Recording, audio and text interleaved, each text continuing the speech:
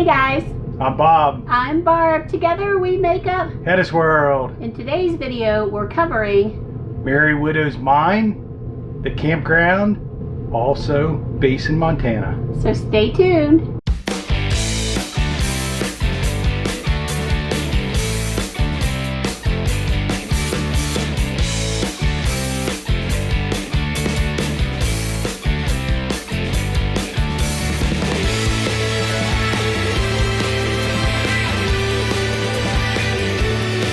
Before we start this video, we want you to think about subscribing to our channel. Why? Because we're all about RV life, K&M spider rides. It's free for you and it helps us out. we also want you to give us a thumbs up because that allows YouTube to pass our video on to more people to share. So let's get on with the video.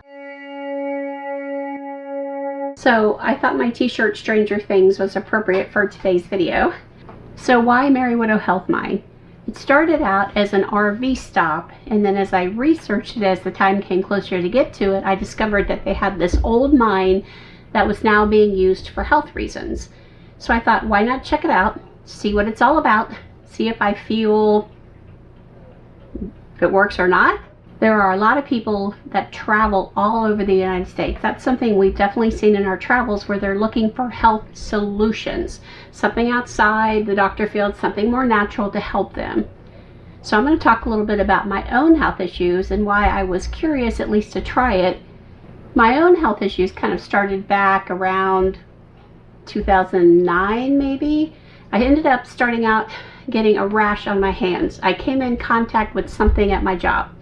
The rash completely covered my hands. I could not get into a dermatologist to be seen. I'd never even been to a dermatologist before, but I couldn't be seen. And after 6 months, it faded away. So when I went in, I had nothing to show them. And they were like, oh, okay, get out of here.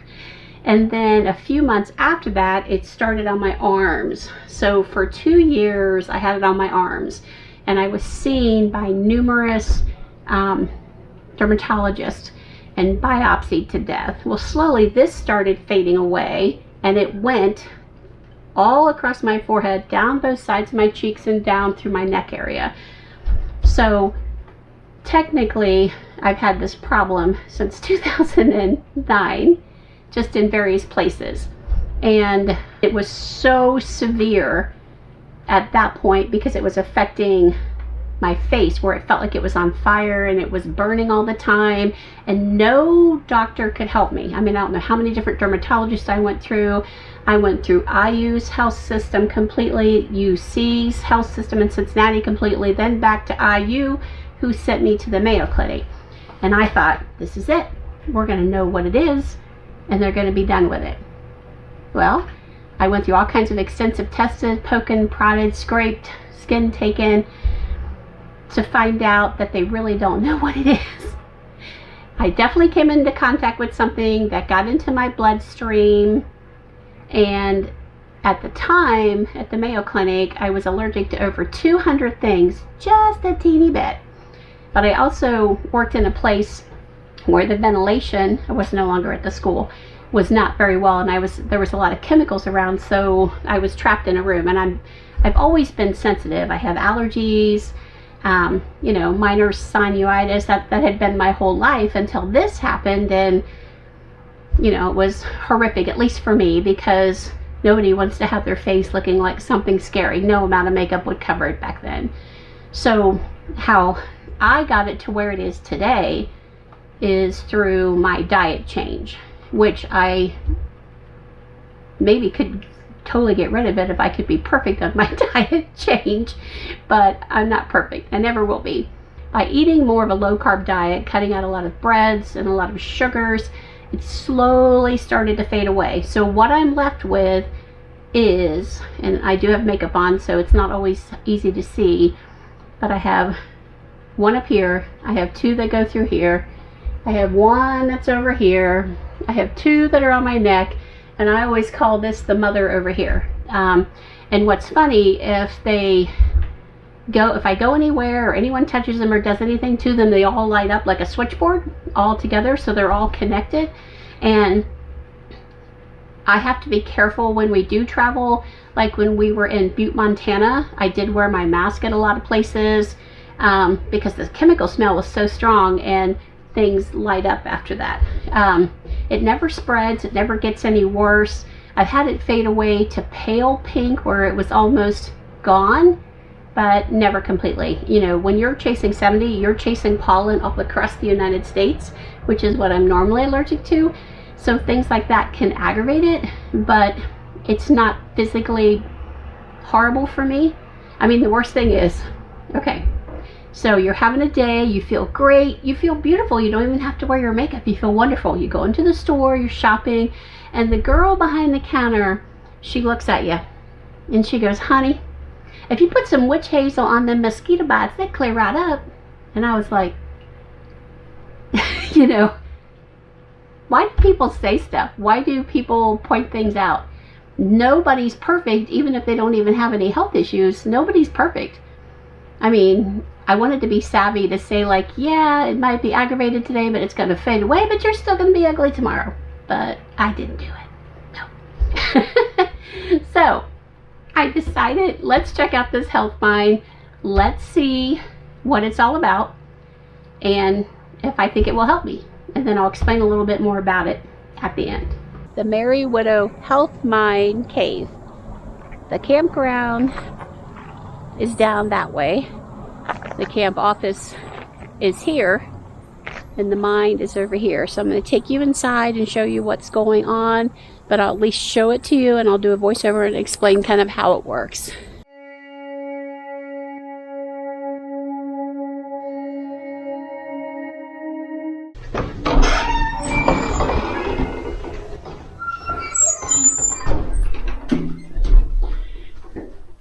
So this is a cave that has radon in it, and it used to be a gold mine.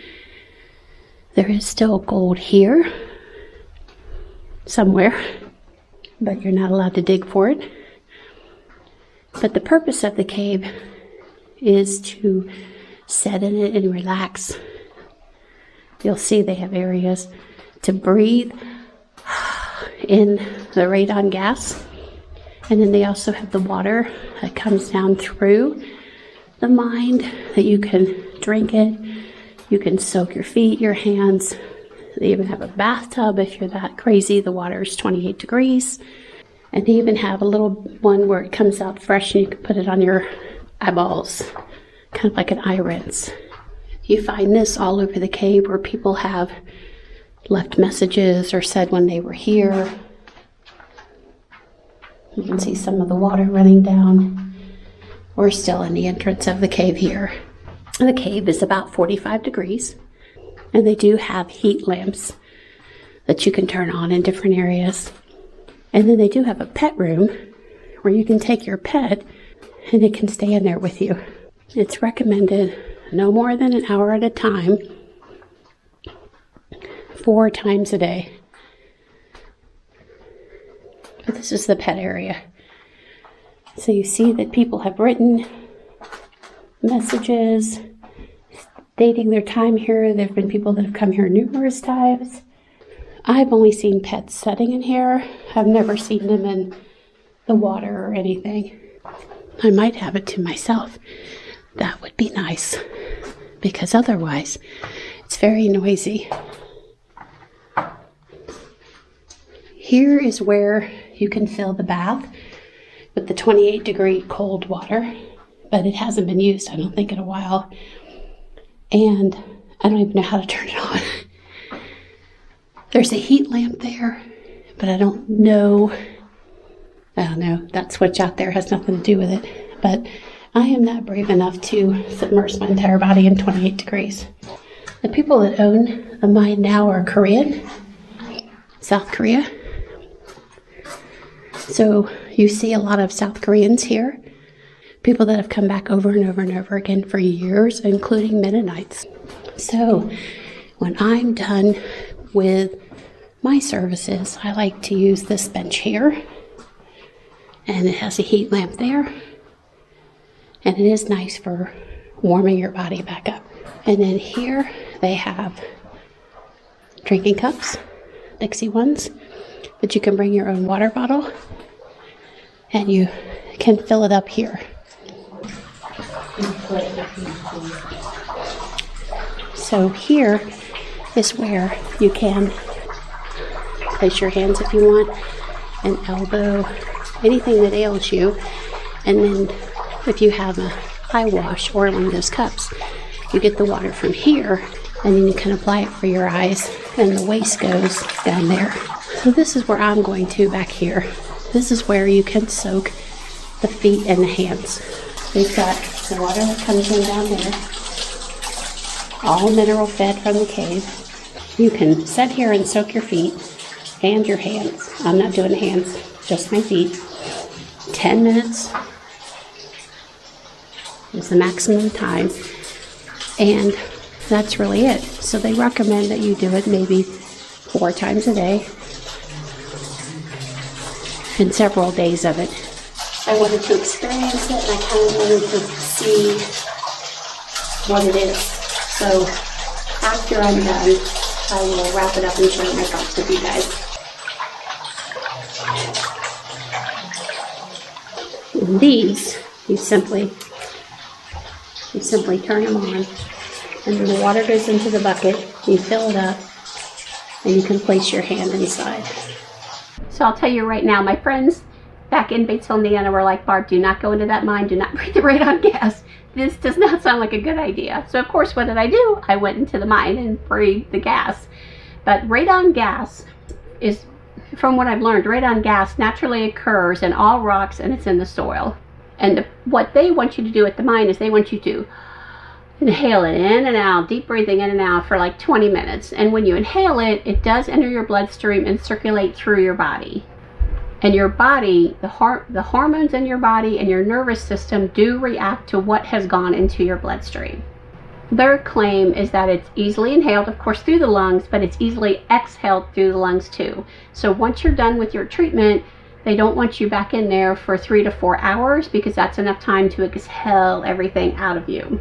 So their recommendation for this is that you kind of have a 60-minute session. You know, maybe you're doing 10 minutes here, 10 minutes there, you're breathing for 20 minutes, you know, but it comes out to about an hour. They'd like you to do it 4 times a day for 20 days. And as I said in the video, the best way to absorb it is through breathing, through drinking it, or absorbing it through your skin. So this is the list of things that they say that they have been able to cure or provide assistance with. And there's 41 things on here. One of the things, of course, is allergies and sinus, which is something that I do suffer with. They also provide you with this very detailed thing of the Mary Widow Health Mind, a safe natural boost for the immune system. And it's a very detailed document, and I'm not going to go into all of this. I believe, and I can't find this in my notes anywhere, so I apologize, but I believe that if you go there just to visit directly, that there's more of a charge, but when you're camping there, I believe it's $11 a day for the 3 or 4 services that you get. Now, I did not go 3 or 4 times a day. I did go every day for the week that I was there, but I went for like 20 minutes. Part of it was to film it and to understand it and to experience it. So, did it help me? Obviously, no, because I didn't follow their routine of what they wanted to do to have it help you. Would it have helped me in time? I don't know. I mean, it's something that I am leaving up to you guys to decide for yourself. At the end of the video, Bob and I are going to talk about a lot of the stories that we heard. The people that were there seeking treatments were all kinds of people from all kinds of walks of life. There was even Mennonites there. There was little babies that were being taken in for different treatment. There was all kinds of pets, to the very elderly, to the very sick. It was something that was very interesting for me. I mean, I'm very mystical and very spiritual, and I'm very open to the elements and the world around me. And I'm definitely affected in a positive way by all the places that we travel to and all the amazing things that we see. I think I'm not going to make a determination, at least right here. I'm going to let you guys tell me in the comments below, what are your thoughts on this mine, and would you try it? That is my question. Here's a rooftop look at our campsite. We are in Mary Widow Health Mine in Basin, Montana. This is a gorgeous site, and I'll swing you around here.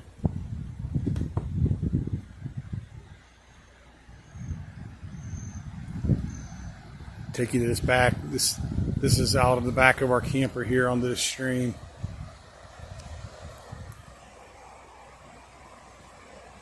I don't think it can get any prettier than this.